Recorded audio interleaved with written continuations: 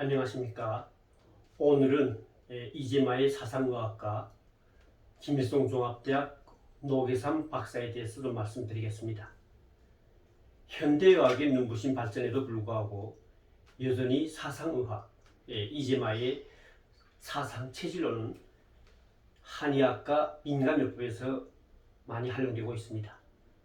사상의학의 창시자 동무 이재마 1837년생이었죠.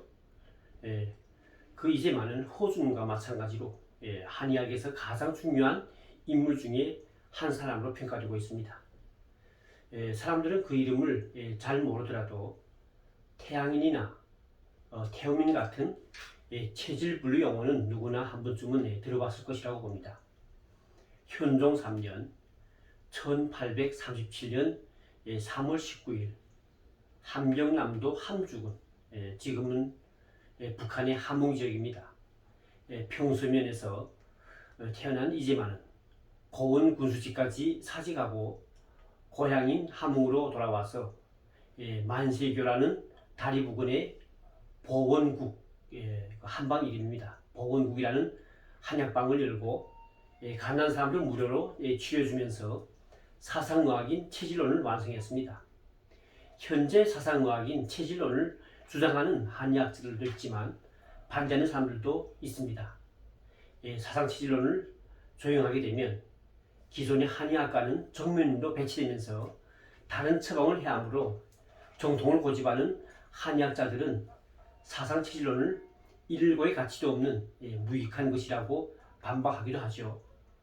그러면 과연 사상체질론이란 무엇이고 또 어떻게 해서 만들어졌는지 여기에 좀 말씀드리겠습니다. 사상체질론 창시자인 이재마는 사실 의학에 관심을 둔 사람은 아니었습니다.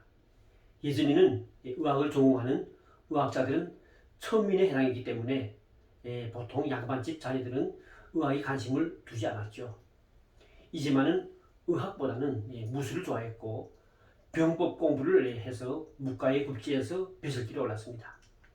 조선 후기 양반집의 서사로 태어난 이재마는 무가의 급제에서 병마 절도사 또 고원군수 등을 지냅니다. 그러다가 이제 은퇴해가지고 53세가 되는 나이에 의학에 관심을 가지기 시작했습니다. 이재마는 늦은 나이에 간직에서 퇴직하고 의학 서적을 관심 있게 읽고 직접 한방 치료를 하면서 자신만의 생각이나 관점을 모아서 사상체질에 관한 이론을 정리하고 그 내용을 조술했습니다. 유명한 의학자이고 철학자였던 이재마는 1894년 사상의학을 자세히 밝힌 동의 수세복원이라는 그런 책을 써내는데 이 책에서 사상의학의 원리와 그에 기초한 치료 공부까지 상세하게 밝혔습니다. 사상의학이라는 의미는 사람의 체질을 네 가지로 나눈 의학이라는 뜻으로 인간의 체질을 크게 네 가지로 나누어 설명하고 있습니다. 사상, 네 가지란 뜻이죠. 인간을 태양, 태음, 소양, 소음 이 네 가지로 분류했습니다.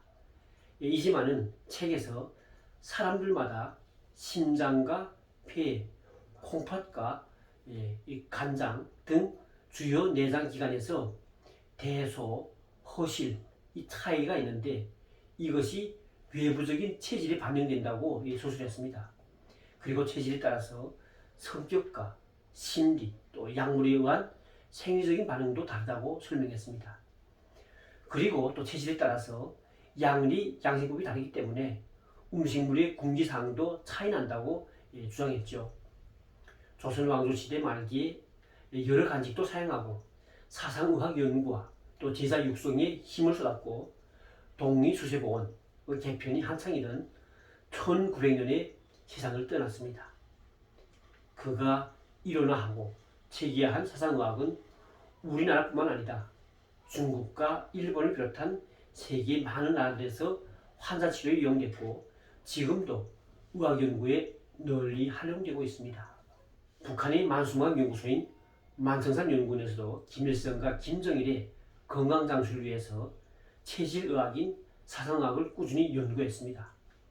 김일성이 과학에서 주체를 강조하며 한의학 발전에 관심이 높았던 것도 이즈마의 사상의학을 더 깊이 이용하는 데 계기가 됐습니다.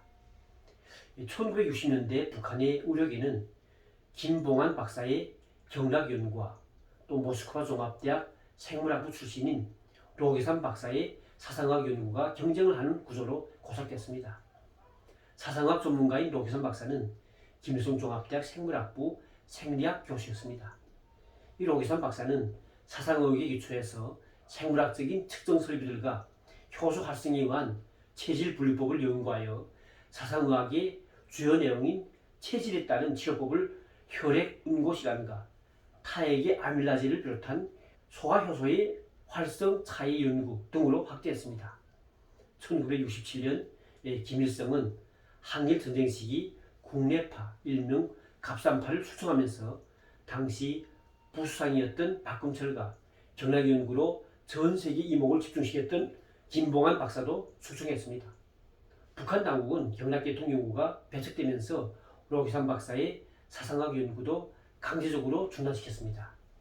당시까지 김일성 종합대 학생들은 새벽에 기상나팔을 불면 그 소리에 맞춰서 깨어나가지고 군인들과 마찬가지로 아침 달리기야 또 아침 체조를 하는 것이 일가의 첫시작으로 정해져 있었습니다.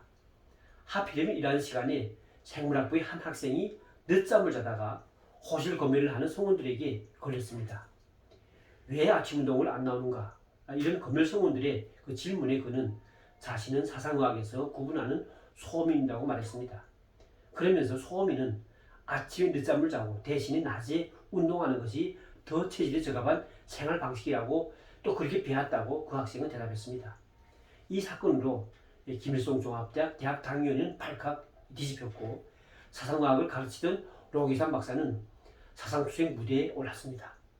대학 당위원회는 분기당 사업 총회에서 로게산 박사를 대송구역에 있는 김일성 종합대학 대학농장의 혁명화로 무보수 노동을 시켰습니다. 결국 처벌을 한 거죠. 조상대대로 물려받은 우수를 현대과학으로 재해석하는 연구도 결코 쉽지 않았습니다.